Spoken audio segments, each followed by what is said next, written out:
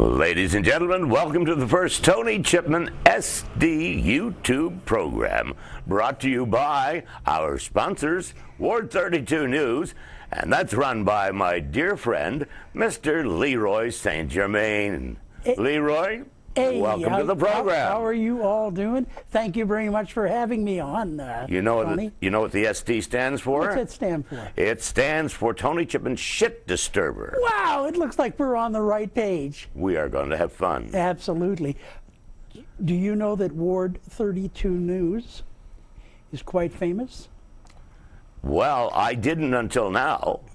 Ward 32 News is the first newspaper in the history of North America to be sued by the taxpayers.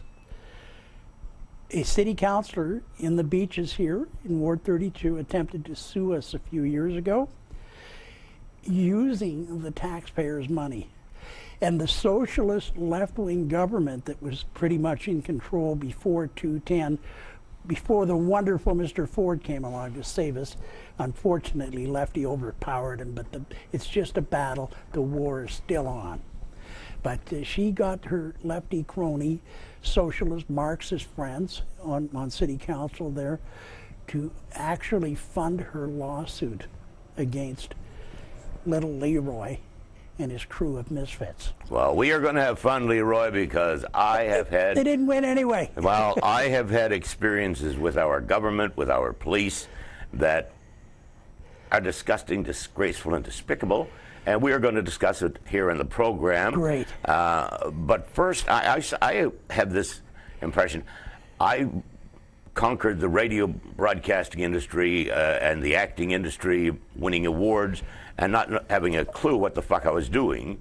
I just went in, and a half an hour after arriving at the job, I was on the air for the first time in radio. I went to help for an audition at broadcasting and ended up with the lead role. So this is something new to me, and I think it's going to be big, and it's going to grow into something big, and we are going to make a change in this world. And what I mean, we're both old farts. Yeah. 70. I'm in our 70s. I got nothing to do. Nothing to do. So I think that what's important is the future for our young people of today that didn't have the opportunity to live in a country that we lived in, which was a true democracy, where we felt safe, we felt happy, we felt contented, we felt things were going right for us, and it was a beautiful world to live in.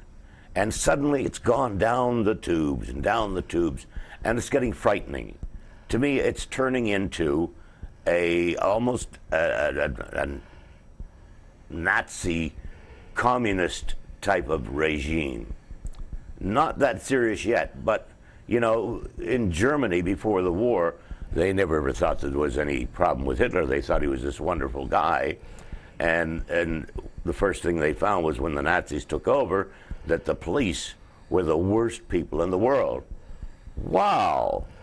Imagine people thinking that about the police. But the friendly policeman is supposed to be your friend. Well, That's what my mommy said. And, you know, and then we're still stupid parents teaching their children to trust policemen when the policemen are shooting 12 and 14-year-olds to death in the streets.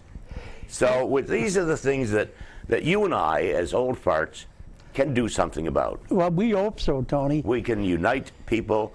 We can tell people experiences, not just stories, not like politicians that go out in front of people with all of these stories they've read or been told.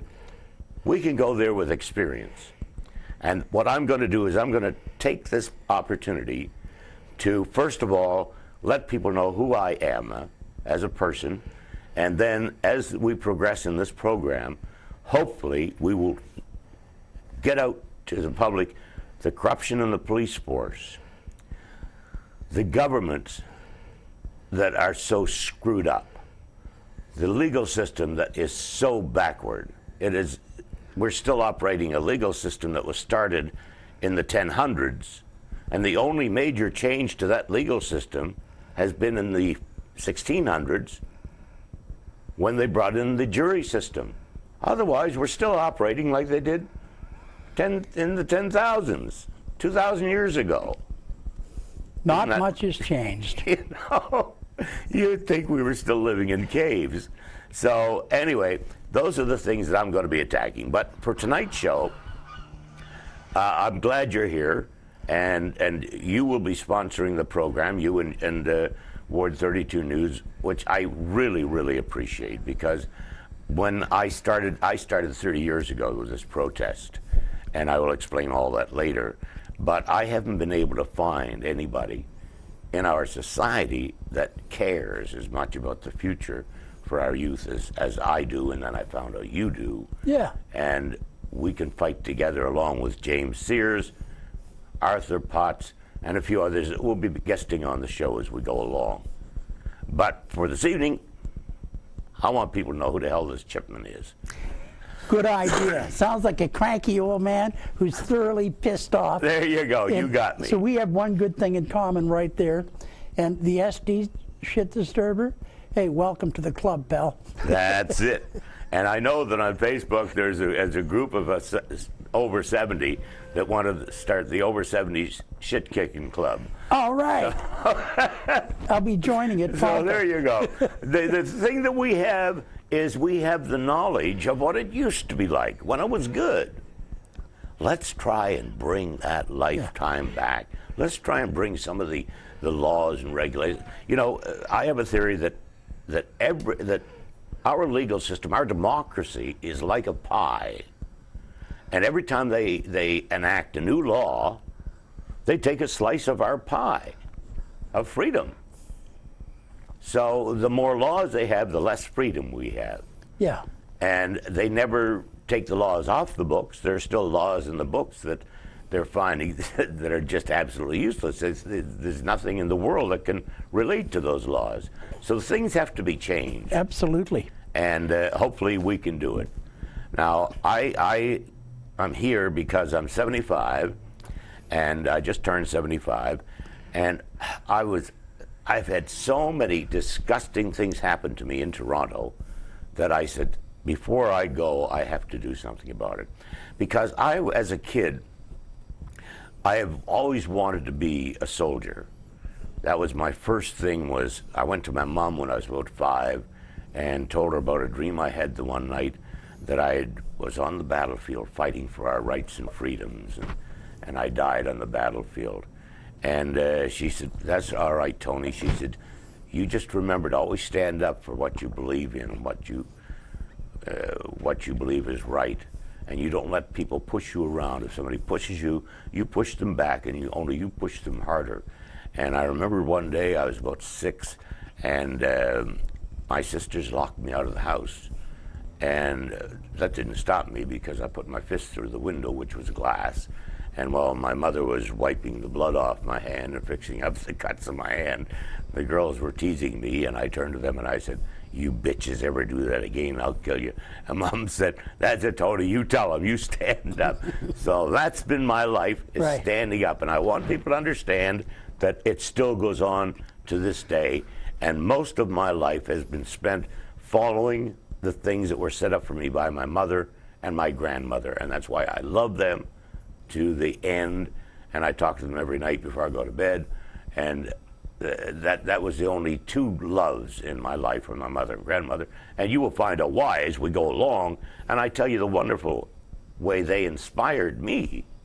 And I hope that what they said to me will inspire others to go out and fight for your rights, because they are so, so important.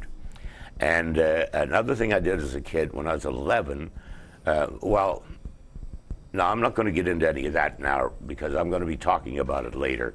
But right now, one of the things that inspires me is the power of our mind. And I learned this at 11 when I was teaching a Sunday school class and talking about the Bible and that. And it came to mind, the mind must be the most powerful thing on earth, in the universe, because it can virtually create our future. And I'd heard that, but I didn't believe it. And the power with the mind, though, is only as powerful as the person who it was given to, what you were born to be, okay? And as we go through life, we try to fit in and we change. We change the way we dress. We change the way we comb our hair, cut our hair, the way places we go, and we change, and we don't do what we really want to do. We do what's going to fit in best. Well, I don't do that. I don't give a shit if I fit in or not. I'm just myself, and I've been that way since I was 5 years old, okay? I don't try to fit in. I try to stand out by being myself. And the power of the mind came about, and I have gotten I've had this wonderful life because of the power of my mind creating my life. And what happens is the more you lie and deceive, the more you become somebody else, and the less power you have in that mind. So as long as you remain true to yourself and true to others, that mind power is there. I remember my first job in acting was on a movie called The Suspect with Cher and Dennis Quaid, Joe Mantegna, Liam Neeson. And I remember sitting in the audition. There was about 50 of us sitting there, and the director was walking around trying to pick out 12 people for the jury. And as he walked, I kept saying to myself, pick me, pick me, pick me, pick me, pick me. And he kept walking by, and he'd be looking at me. Finally he said, yes, you. The power of the mind and the soul mind. Coming right out and projecting it is awesome. And I want people to realize that they can create their own destiny. And that wasn't the first time that happened to me, that the mind made things happen. So that's how I've lived my life, believing in the power of the mind. But the thing is that when I got to Toronto, there were so many bad things happened to me that I was losing the power of my mind. And that was scaring the hell out of me. So I worked very hard to get it back. And now I'm back. And thanks to you, thanks to James Sears, Arthur Potts, and everybody that has proven to me that there are still people in this country that are willing to fight for our democracy and our rights and freedoms. And I had gotten to the stage after 30 years, totally afraid that this country was going down the tubes, that we no longer cared about our democracy and our freedoms. And to find not anybody that was willing to help me until I found you and James and Arthur. And it's been a thrill just meeting you, and you've revived my desire to live. You've revived my desire to fight. And when I get that energy in me to fight, I'm telling you, I'm rearing to go. So, are you? Absolutely. You must have a bit of Irish in you, Tony. Oh, why? You've got the desire to fight, and you don't even drink. I don't even drink? No, I quit. You know, that's funny. I quit drinking over 30 years ago. And that was because I was working in St. John, New Brunswick. Right. And I was just getting ready to leave. And you had lost it, and then you regained it thanks to assholes like me and James Sears and Mr. Potts, the politician. And it's good. But you know what really drives you and what can really get you pissed off every day? And that's what gets you going. That's what gets the adrenaline pumping, gets the aggression going, makes you want to wring their necks. Just keep an eye on your local, simple, bottom-of-the-line city councilors in Toronto here. The stupidity is immense. And I know, it's incredible. And you wonder how stupid the public is to vote these people into power over and over again, knowing what they're going to get in return. Exactly. And I think I've heard this phrase a million times. A state of insanity is established when a person continues to do the same things over and over and over. Expecting a different result. You got it, Tony. Right. Yeah. So I'm glad to piss you off. Welcome to the club, the SDs for over 70s. Yes. Shit disturbers over 70s. It's going to be fun. I'll tell you, we're going to have some great times here, and just we're going to take a little break and good idea, and get some coffee, and then we'll be back with more with my good friend Leroy and myself, Tony Chipman. with the Tony Chipman SD for Shit Disturber Show. And you are welcome to join us. So come on in.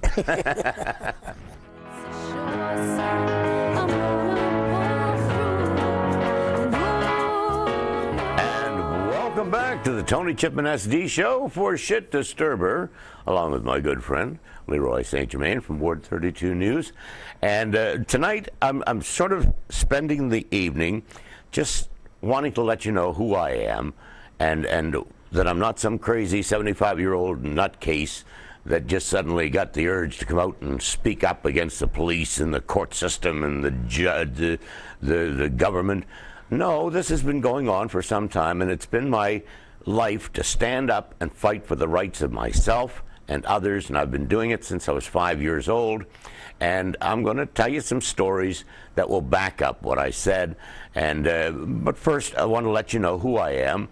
I'm according to Bertrand Russell, I'm an anarchist. An anarchist is a man who finds a flaw in society, and instead of passing it by, as 99.9% of the people do, and saying, oh, look at that, that's a problem in society, I hope somebody fixes it, I'm the guy that says, wow, I'm going to try and fix that.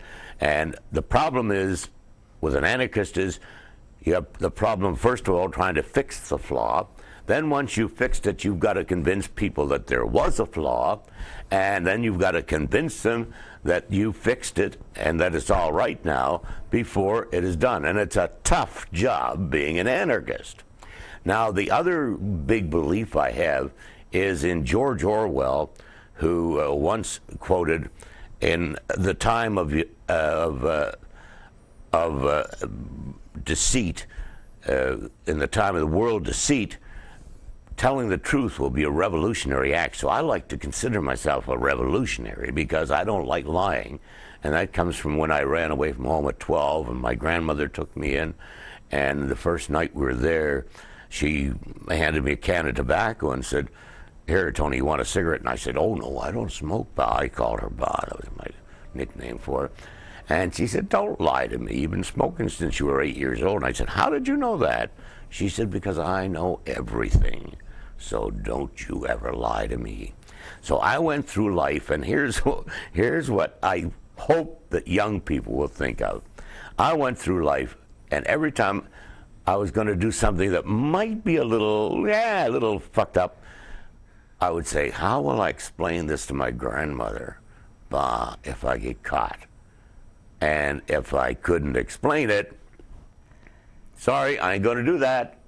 So they kept me on the straight and narrow. So that was one of those things that helped me to, with my mother telling me to always stand up for my rights, my grandmother telling me to be honest, and the honesty and integrity was part of one of the 4 assets that I was born with, that my mother and grandmother recognized in me, that the Army helped to strengthen, was pride, honor, and most important, integrity and courage were the 4 assets that my grandmother and my mother recognized in me. And they have been with me all my life. And that is any man who has ever served or ever will serve in the military are men of pride, honor, integrity, and courage. And I would hope that each and every one of you will look up to and respect. And as you listen to me, when I get into telling you about the problems I have had in this society, in this country, I hope that you will visualize the hundreds of thousands of young men who are buried all over the world, who served in the Canadian Armed Forces and gave their lives to protect our rights and our freedoms, that are now being violated daily by a corrupt government, corrupt police force, and a corrupt legal system. But we're going to talk about that later. Right now, I just want you to get to know me a little bit more. Okay? So these are the problems that we're facing today. And Leroy, hopefully with your Ward 32 News, which I got to tell you is the most honest newspaper that I've seen in Toronto. Thank you, Tony. Okay? And we're also the only paper in the history of North America that's been sued by the taxpayer. There you go. So we're perfectly experienced at pissing people off. And we're a great match. Hey, and that's, yeah, I guess you got a point there. And it just goes to show people we're still here even after we've been supposedly sued by some crackpot. Yeah. Which is another point I like to bring out. We're not afraid to... Well, you know what it is? It's called a slap me suit. And it's something that slap me stands for strategic litigation against public protest. So when you talk about all these young men and women that have given their lives to preserve our state of democracy and our state of freedom, to preserve our freedom of expression, the right to say whatever we want to say. And these people that are running the government today are hell-bent on taking that right away from us. I have a large group of people trying to work. I understand they just set up a new Facebook page to get rid of that Ward 32 news guy and get rid of his paper. And they're calling me a homophobic because we criticized the gay pride parade. Hey, when naked men, your age, my age, and younger, walk down the street stark naked, handing out candy-shaped dildo to kids, okay? I gotta say, hey, it's against the law. They shouldn't be doing it. And what kind of a message are they trying to deliver? Well, it is against the law, Leroy. It is against the law. And the thing is that I've never been to a gay pride parade, so I don't know. But I've seen on television. I've never seen anything like that on television. And have you been to a gay pride parade? I have been. I have indeed. Yeah. And did you see them handing out those things? No, I didn't. I didn't. Did you see any myself. naked? Huh? Did you see anybody naked? No, I wasn't. I wasn't there for the whole. I didn't either. So there, you see, that's something that I haven't been. I didn't witness, and I don't talk about, because if I didn't see it and I didn't witness it, then, as far as I'm concerned, it never happened. Okay, it's on the internet. Yeah, well, that's where we got. I think that it's easy to pick on homosexuals, and I think that the world is changing now. There was just a program on the other night about gay seniors who are being put into regular homes, regular nursing homes, instead of having a home for gay, sexual, transgendered people. So it's becoming now, nobody knows who's gay or who isn't gay. What business and it's nobody's business. And it's nobody's business in government or to take up any movement against them. Right.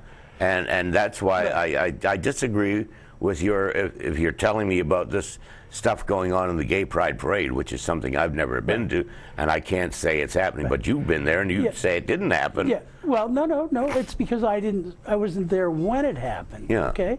But I was there. I had attended a Gay but you Pride haven't parade. seen any of the things. I don't want to be labeled as homophobic. No, and you haven't seen anything that you're saying that. See, we were criticizing that, but what we were criticizing more than anything was the $10 million that they accumulated from different branches of the government to put that parade on. Well, if that is picking on one group of people. But you're talking about money spent stupidly. Actually, we're picking on all here's of something I would like to. I've been trying to find out for some time. You're talking about money being spent stupidly. Okay, there's an ad on television right now that has been running constantly. 2 ads running constantly. It's driving me out of my mind. One of them is about prescription drugs that 80,000 young people were discovered last year using prescription drugs that could be dangerous. The other one was about, did you know that marijuana is 30% stronger now than it was 20 years ago? Who the hell cares? The difference is that now we don't have as many seeds and stems in the weed. The weed is nice and fresh and all weed instead of stems and seeds. And yes, it is more powerful. They've learned a way to make it better and stronger. So what?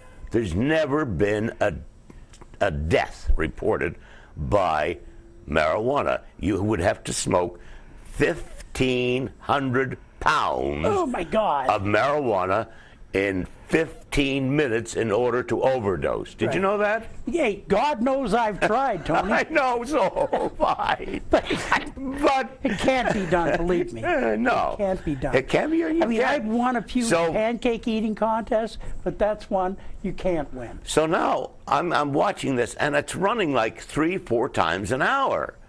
There must be millions and millions of dollars being spent advertising to 80,000 young Canadians who may be using prescription drugs. Well, if they are, they're using dangerous drugs. You know, if they wanted to put advertise something dangerous to society, put an ad out about the dangers of alcohol. Well, that is the one that kills more people than all drugs, legal or illegal, combined. More people die from alcohol and alcohol poisoning, okay? And yet, but the government is pulling in billions of dollars of revenue from the people producing liquor. So, good Lord, we don't want to go out and tell them to stop making booze, despite it's killing most of our people, but they're giving us money, so...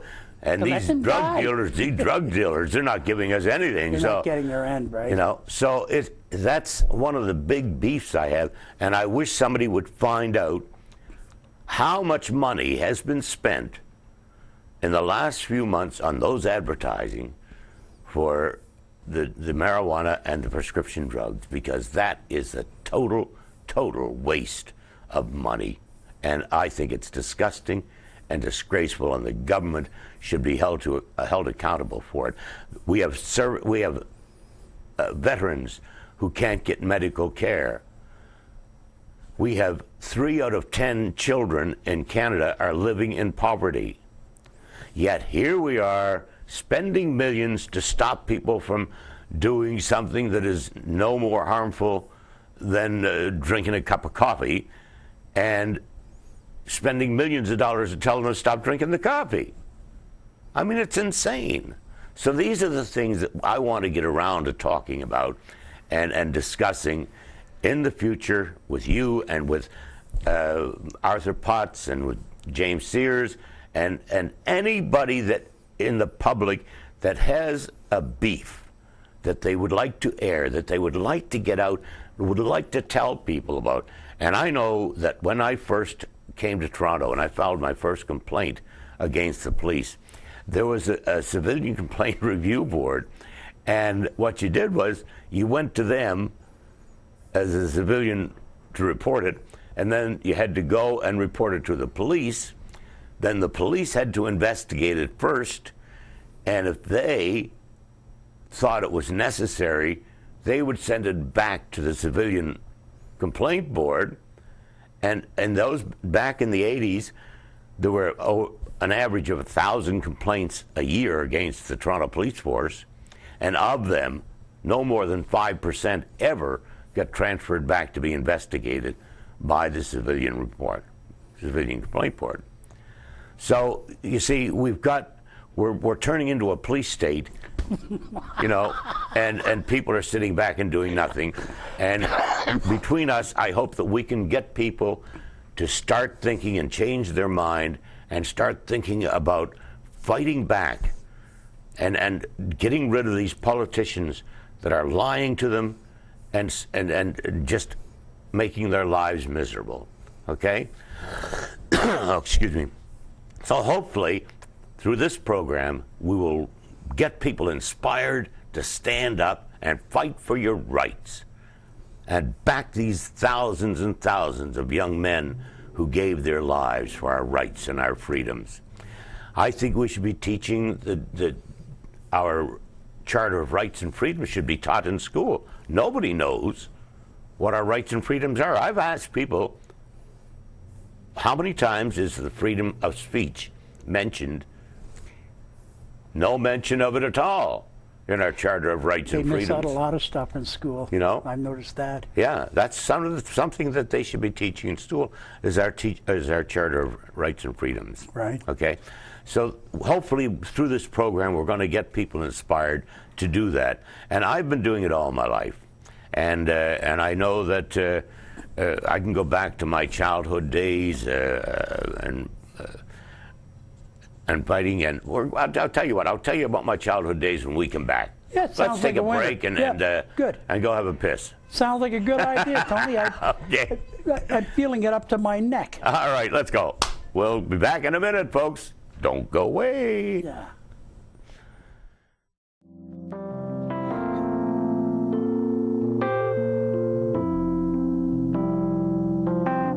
And we're back, and welcome back.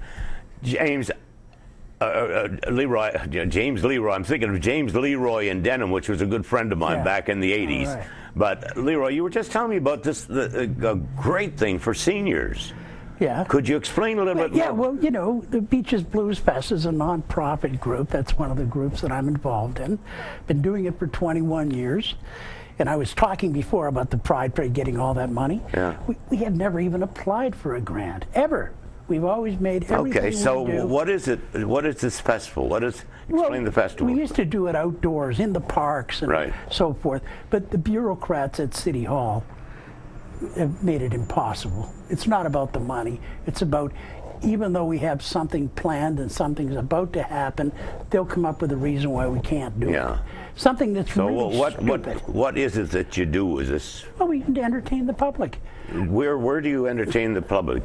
Well, now we do. You said something about seniors. Yeah. Now here's what we do. Now we do our shows in venues, regular venues where they serve booze and food, because when we work out a deal with them, the deal must include dinner and a great show. The venue creates the great dinner, and we create the great show, because we have a lot of talented people that sort of hang out with us. It's kind of like one big family. Right, I've met them. You've met them. Great people. There you are, you see. Okay. Great people. And we also, like people, a lot of people, they might want to buy a pair of tickets. They just want to support music. And so instead of giving us the tickets, they'll say, take the money and support music with it. So one of the things we do is we go to seniors' buildings, government seniors' buildings, and we put on a free show, throw them a Christmas party.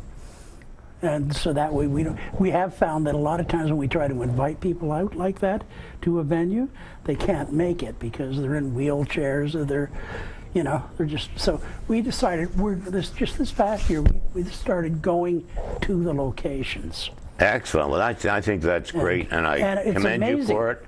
Because a lot of old folks, and I know even yourself, Tony, you're a music lover guy, if you heard some young lady step up to the mic and do Elvis stuff better than Elvis, how would that affect you? It just blows people away. Listening to old 50s and 60s rock and roll, I'm just in awe with it. And I know that a lot. There was a video I watched on YouTube one night about an old guy. He's older than us, that's why I call him an old guy. But he had dementia, really messed up. Don't know shit from Shinola. But as soon as he started hearing some music from his youth, all of a sudden, man, everything's right on time. He's back to normal. So music has some great healing. It's powerful emotion. And we all love music, so we just do it because we love music, and we do it because we love people. Excellent. Simple as that. It's like me loving. I get the greatest joy in life from helping others. Yeah. Nothing from that. That's been my life, is reaching out and not expecting anything in return. Right. I'm now looking back over my life and saying to myself, wow, I did that and I did that. And I never thought of it as being anything special, but now I realize that I was a rarity among people. What it is, Tony? We're like the Blues Brothers. We're on a mission for God. There you go.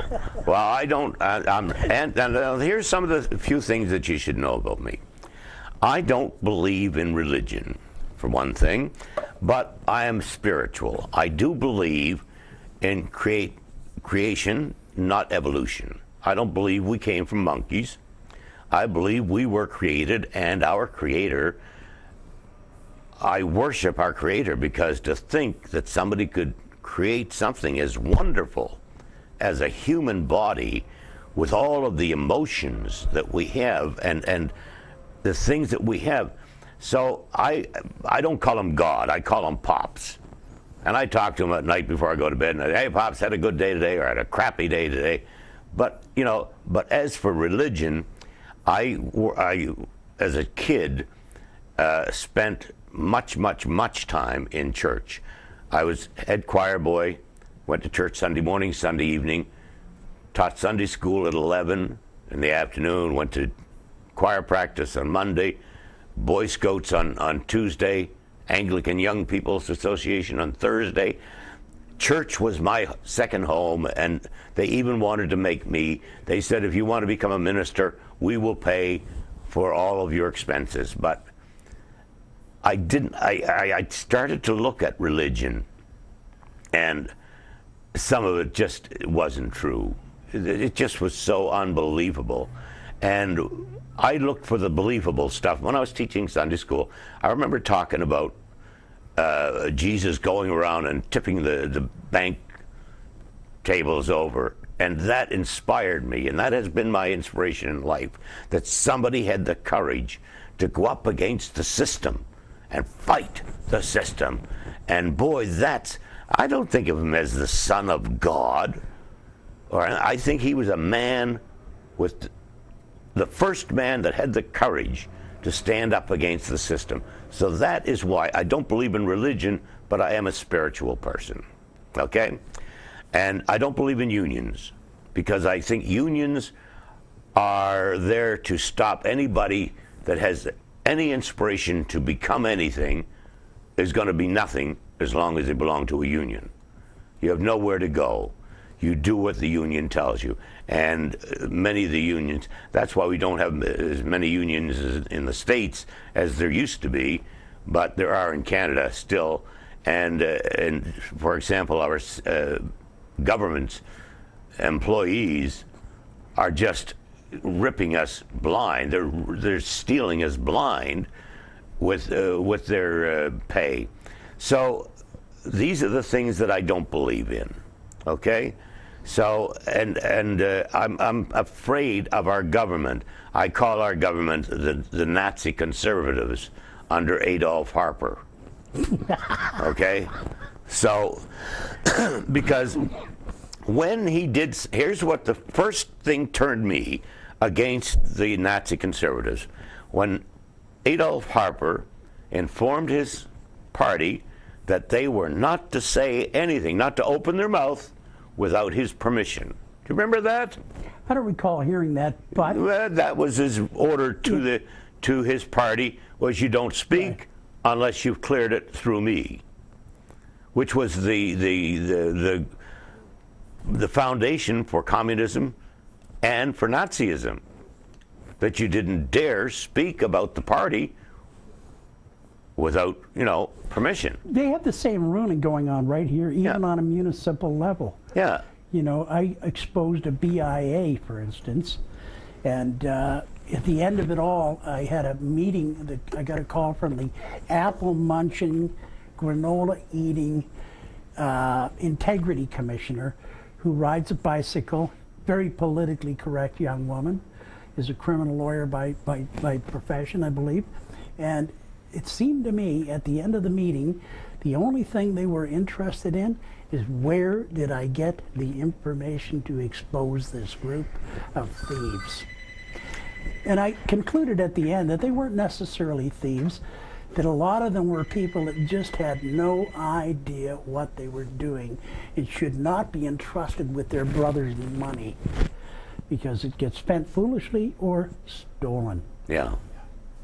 Well, we put up with this, and it's sad, and I think that we're electing people that we shouldn't be electing, that are not.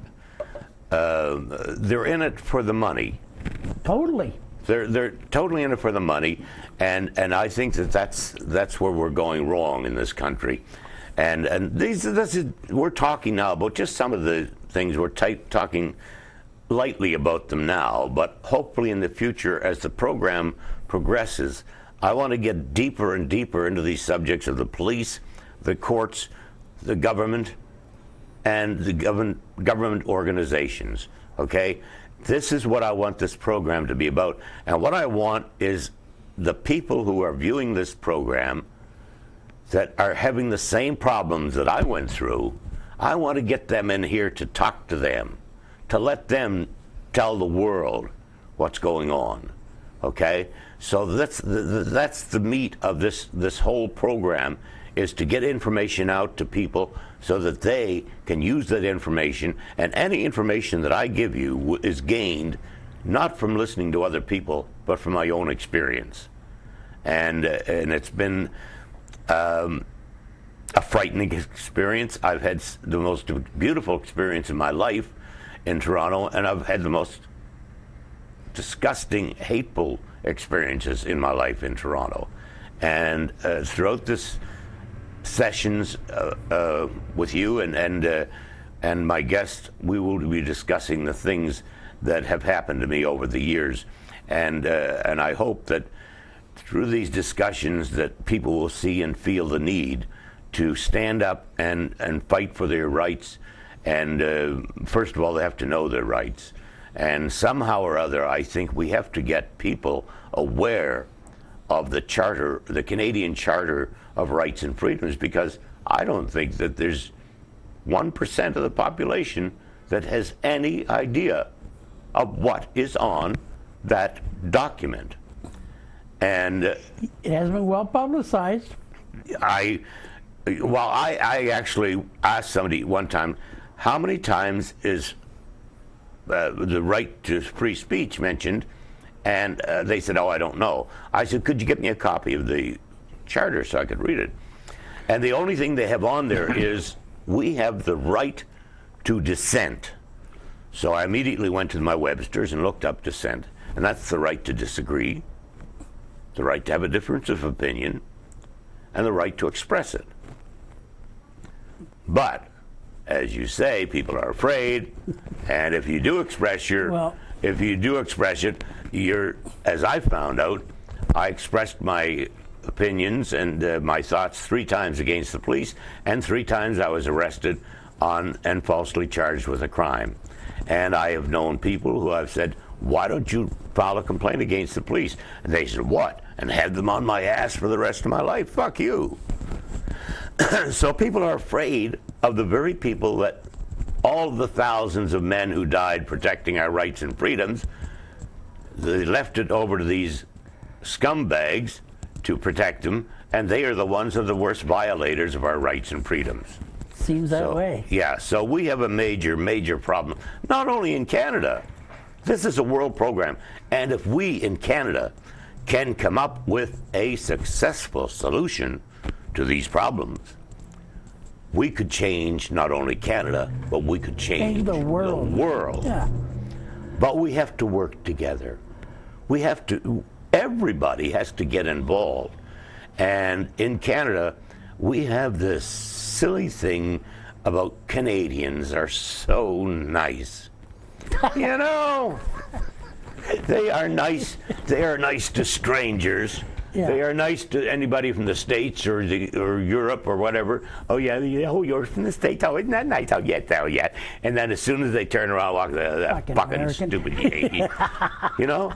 And the Yankees walk away thinking we're nice people. We're not nice. We're hateful people. Right. I came from a family of 6, 2 brothers, and 4. Sisters and 2 stepsisters. And I have a fascinating story to tell you, Leroy, but I have to go right now, because if I don't, I'm going to shit myself. Okay. And we'll be right back, though. Right, don't go away. Right, I'm coming right back. Yeah. Here I go. Okay, Leroy, I was just about to tell you about my family. Right. As I said, I come from a family of 2 older brothers, and 4 sisters and 2 stepsisters. But the last time I spoke to any one of them in face-to-face was 30 years ago. And I don't know how many of them are alive, how many of them are dead, and I've never, ever gone to them for help, because I left home when I was 12, and never, very seldom saw them maybe once a year for an hour or so from then on.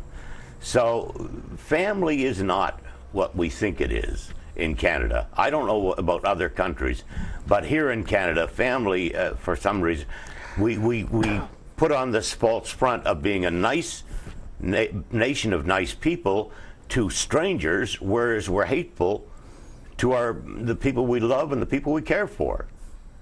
And I don't know if you see that. But, definitely. That's what I see. We always get together for funerals. Yeah.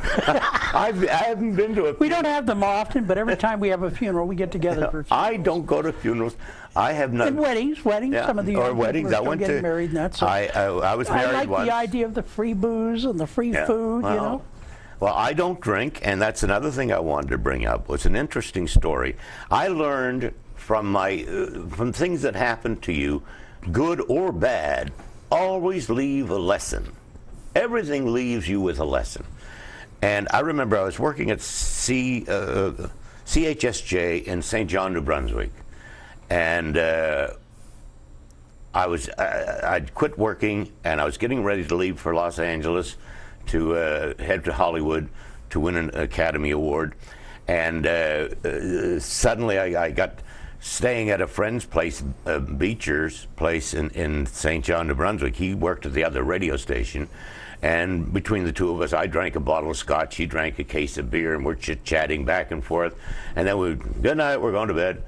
And the next morning, as I'm sitting there the next day talking to Beecher, Bruce Weaver, who is now the program director at SJ in St. John, came in and he said, "So how's it like staying here with Beecher?" And I said, "Oh, it's okay," but I said, "I got to leave right away. I got an appointment." And Beecher said, "Yeah, well, I hope you don't fall down the fucking stairs every night." I said, "What?" He said, "Don't you remember?" I said, "What?"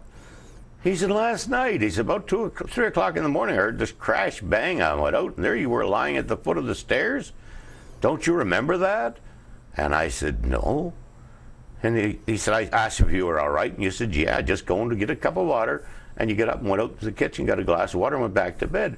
I said, "That's why I'm so sore all over." And that's when I made up my mind I was going to quit drinking. And I did quit about 30 years ago.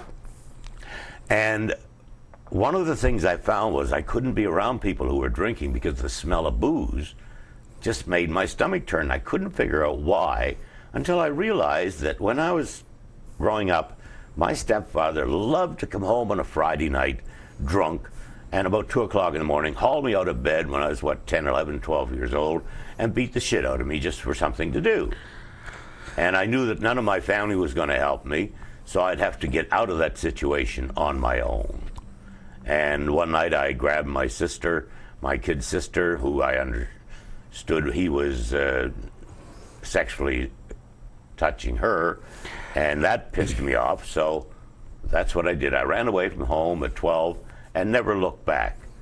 And I've been on my own, and nobody's been telling me what to do all my life, and I love it. I am who I am, and I will never change. And that is why I'm here, to make others realize that you can make change in life. Absolutely. And you and the people that surround you, amazing bunch of people who just so thoroughly enjoyed at your birthday party, meeting them all. And I look forward to working with them all again. And hopefully we will see changes made that will make this country and this world a better place. And that's why I'm here tonight. I wanted people to know that I'm an honest person who has spent my life reaching out to help others. And I want to do the same now, but I need some help. We need help. We need to work together. We need to become a team of people who care about the future. And think about the young people, of what their future is going to be like if we allowed the depreciation of democracy to continue in this country. What's going to be there for those young people in the future? And we have to start looking at that now and saying, wait, what can we change? Where can we change? How can we change? And to do that, you have to have proof that there's something wrong. So what I did was, back in the 80s, early 80s, I decided to get inside of the legal system, and I got myself arrested. And that's one of the stories that people will be hearing over the next little while, every week when we get together. And we're going to talk about the times that I was arrested for, first of all, dealing drugs. The next one was for possession of $20 worth of marijuana that was planted on me. I'm appalled. Yes, and I got a $1,000 fine or 6 months in fucking jail for $20 worth of weed from our wonderful justice system, because the judge was a fucking nutcase. Okay? The one who originally made it illegal was also a nutcase. They couldn't get him off the bench, despite the fact that he was mentally ill. They couldn't get him off the bench because these people are there for life. Okay, and those people are. I hate this. The whole structure of our legal system is made up and put together by two of the least trusted people in our society that decide what the most trusted position in our society is. Politicians and lawyers decide who's going to be a judge. Now that, to me, is hypocrisy, insanity. We're giving these two groups of lying, cheating thieves power to make the most powerful man in the country. What it is, Tony, is it's a reward that they get for getting caught with their hands in the cookie jar while they were in politics. Exactly. Exactly. That's exactly what happens. And the police state is becoming so because all of these politicians are so fucking crooked that they're not going to go up against the police for fear that the police will investigate them and find out what crooks they are.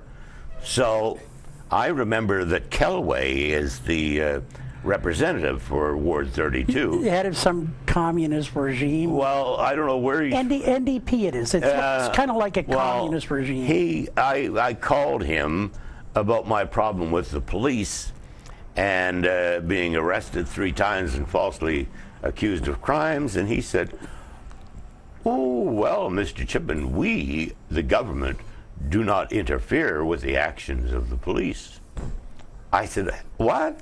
He said, "We don't interfere." I said, "If you don't interfere, if you don't control them, who in fuck in this country controls them? Here we've got thousands upon thousands of men armed to the teeth with dangerous weapons, and you're telling me that you, the government of this country, has no control over them? Good Lord, where are we going? Something's got to be done about this." And that's what I'm fighting for. I'm fighting for justice and our rights and freedoms for everybody in this country. And damn it, I hope that they come forward. Okay? And we're going to be back each and every week, you and I, Leroy. Till we find some of those people. Till we find people that back us up. That are pissed off and want to get up and say, "Hey, look, I've had enough of this shit.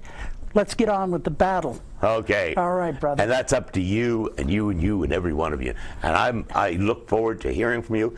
We are going to have a site put up where this will be posted, and you can leave any remarks that you want. I will let you know next week how to reach us and where that posting will be, what that posting will be. In the meantime, you take care of yourself and think about what we said and think of any way that you can help, and contact us at Ward 32 News, and they can contact us how?